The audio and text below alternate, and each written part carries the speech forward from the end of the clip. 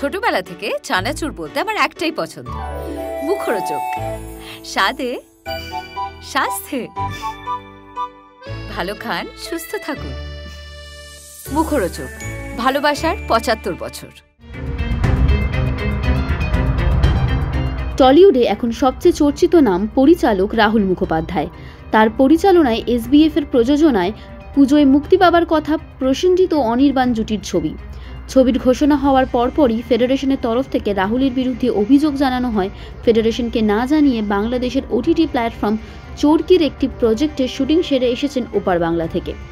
এরপর নিয়ম না মানার অভিযোগ ওঠে রাহুলের ওপর। ফেডারেশনের নিষেধাজ্ঞা জারি করে ৩ মাসের জন্য শুটিং করতে পারবেন না রাহুল। এরপর প্রযোজনা সংস্থা SBF এর তরফ থেকে জানানো হয় পরিচালকের দায়িত্বে না থাকলেও ছবির সঙ্গে ক্রিয়েটিভ প্রডিউসার হিসেবে যুক্ত থাকবেন রাহুল। রাহুলের ওপর এই নির্বাসনের খাড়া মেনে নিতে পারেননি অনেকেই। রাহুলের পাশে দাঁড়িয়েছেন টলিউডের অনেক পরিচালক ও শিল্পীরা।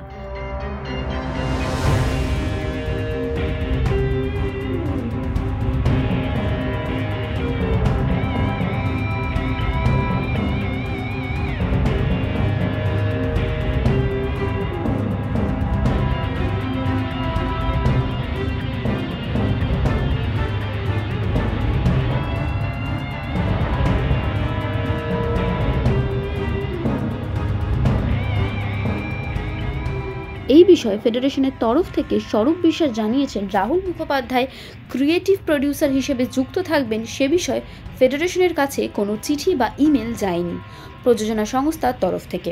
আগে কোনো না কোনো তরফ থেকে ফেডারেশনের কাছে চিঠি আসলে ফেডারেশন এই বিষয়ে আলোচনায় বসবে।